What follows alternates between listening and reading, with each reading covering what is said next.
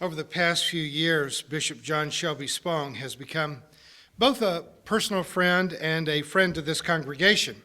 And being no stranger to controversy, he tried to give us a little advice when he was here 2 summers ago.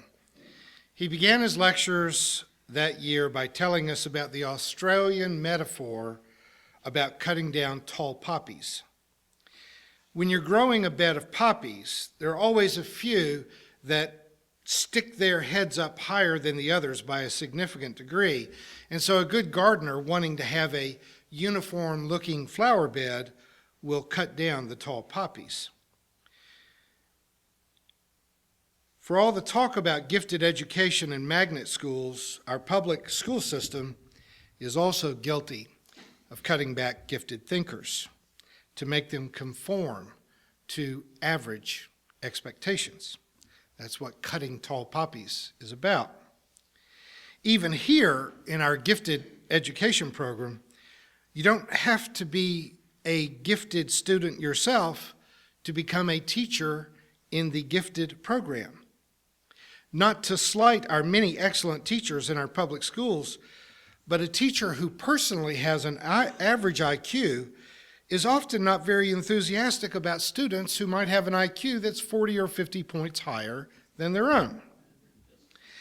My own college teaching experience has been limited to occasionally teaching adjunct courses for Drury University, but I've been close enough to university politics, and I get all of the university mail, to see that the professors over the last 20 years who have not been granted tenure at Drury University have universally, in my opinion, been the brightest professors that we had on campus, voted down for tenure by peers who felt inferior and wanted to make sure that no one joined their department who made them look bad. Bishop Spong said that the church has a tendency to do the same thing. The same mindset that made the church of past centuries condemn Galileo, Copernicus, and Kepler is alive today.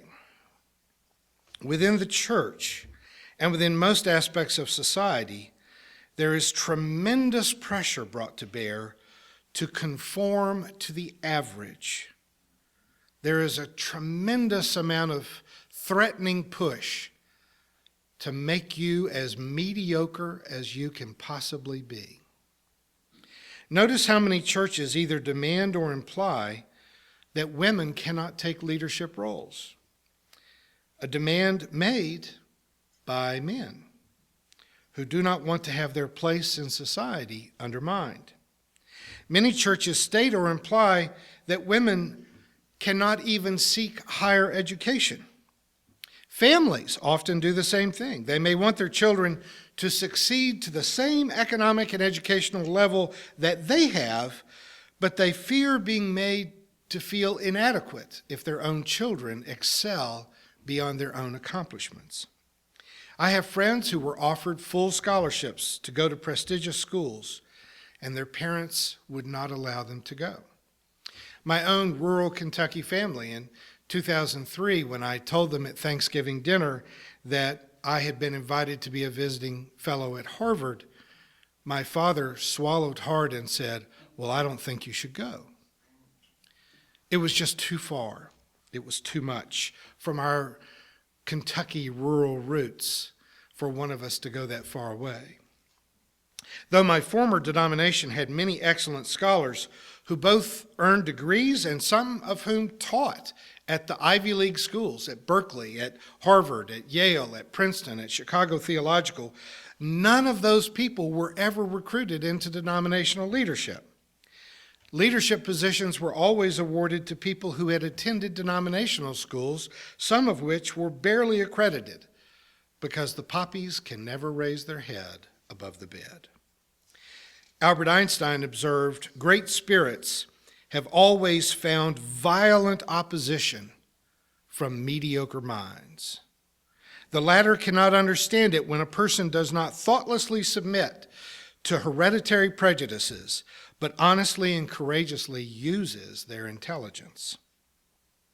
I often hear from listeners to our podcasts and YouTube videos who are members of a renegade Sunday school class in their traditional churches. They often gather in like a basement room of their church that nobody else wanted to use that space, and they listen to one of our videos or a video from other dangerous individuals like Bishop Spong or Karen Armstrong or Michael Dowd.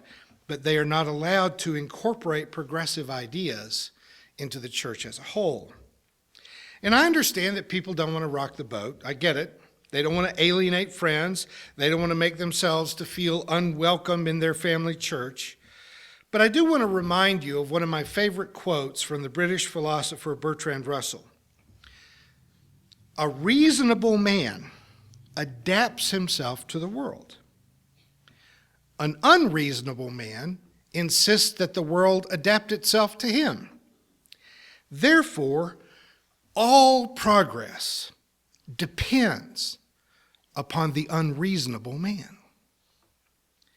We have to be willing to be unreasonable.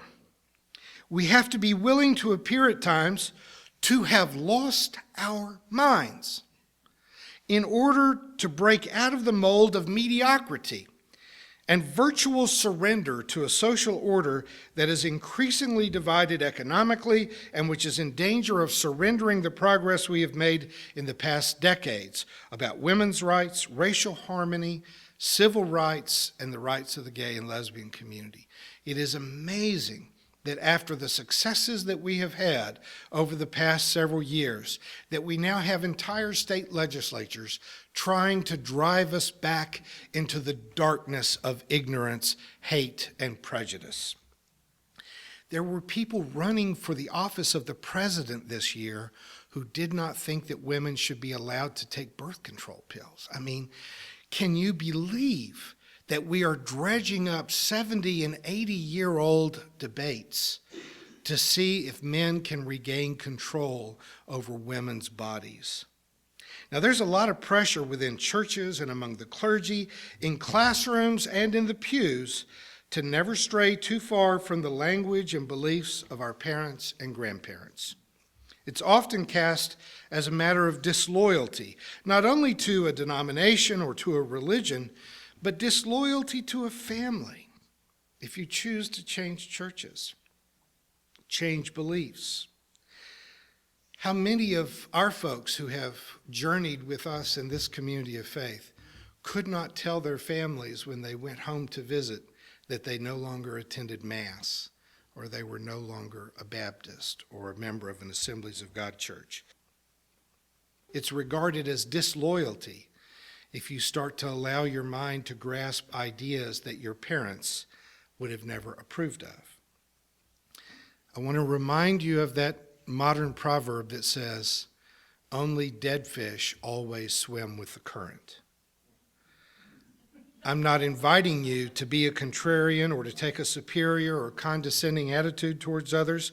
I'm just saying that if you are unwilling to question the status quo, if you are unwilling to look at new ideas and discard old ones, to discard clearly mistaken beliefs, then you are choosing irrelevance and death. You're just flowing with the current, just like every other dead thinker in the world. We have been told that we don't get enough sunlight in this part of the United States to make solar power economically practical.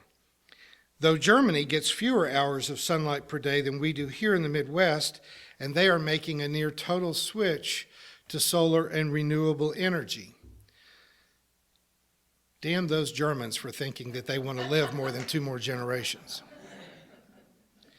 We have been told that it would be impractical to make higher education free in the United States, but other nations, not only in Western Europe, but among nations that want to be competitive in the future, even in Central and South America, they're realizing that subsidizing higher education reaps an economic benefit for everyone in society. Even the people who are retired are better off, live a better standard of living if there is a higher average education in the population. We've been told that we just can't have single-payer health care in the United States because the insurance lobby is too powerful, even though every other developed Western nation has already done it. But we are told that it cannot be done here. If you believe it cannot be done, then you are right. If, however, you believe that it can be done, you are also right. The real prison that keeps the status quo locked in place is a mental prison. It is the belief that we cannot do it, that we cannot make progress, that we cannot grow out of old prejudices, myths, and ego battles. The famous monk, Thomas Merton, said that one of the signs of a saint is that other people just don't know what to do with them. That if you look closely at them, they might be crazy. And you think of the people that you hear me reference the most often, Thomas Merton or Martin Luther King or Dorothy Day, Oscar Romero. I can tell you that every one of them received tremendous opposition from their closest peers and work associates. Even our own local legend, Sister Lorraine Bible, who started all of our homeless services on Commercial Street around the kitchen and the Missouri Hotel and the Kitchens Clinic and the dental services and the transitional housing, Sister Lorraine was largely shunned by her own sisters in the convent, and she was recently allowed to die in a nursing home, almost forgotten and unvisited by the peers whom she had given leadership and inspiration for years. Now, I want to tell you, I knew Sister well, and she could be difficult and political and combative, but she turned compassion and goodwill into homeless services that helped tens of thousands of people over the years. And the people who took her place when she retired have managed to squander almost everything that she established. So, give me a difficult, petulant, political, and combative old nun who has a vision over a whole team of professionally trained nonprofit managers who follow the rules right into the jaws of extinction. Mel, are you listening? I didn't hear a single thing. Turn his hearing aid on. Yeah.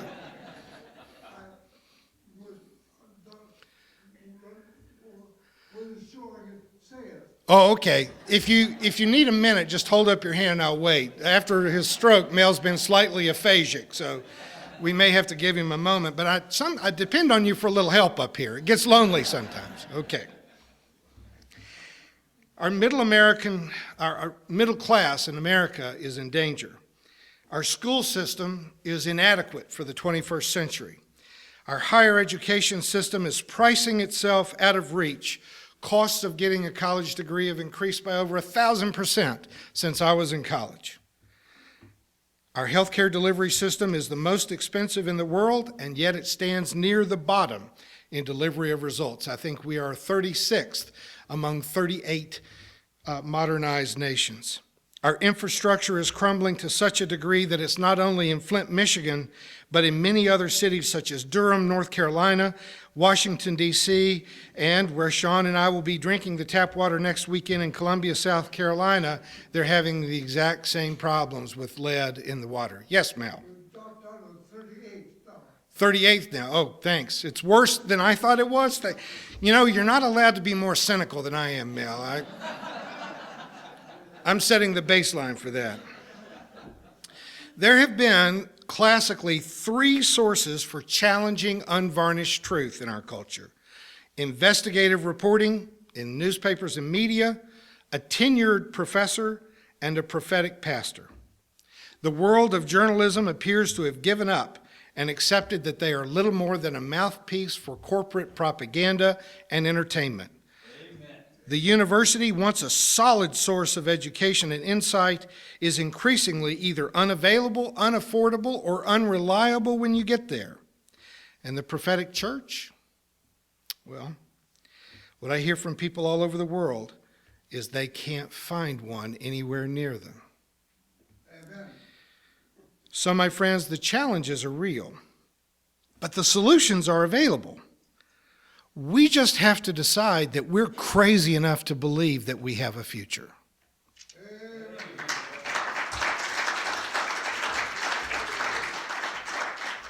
You have been watching a progressive Christian video from the Community Christian Church of Springfield, Missouri. We encourage our viewers to donate to our efforts in feeding the homeless and hungry of our community. Write to us at Reverend Dr. Ray at AOL.com for more information.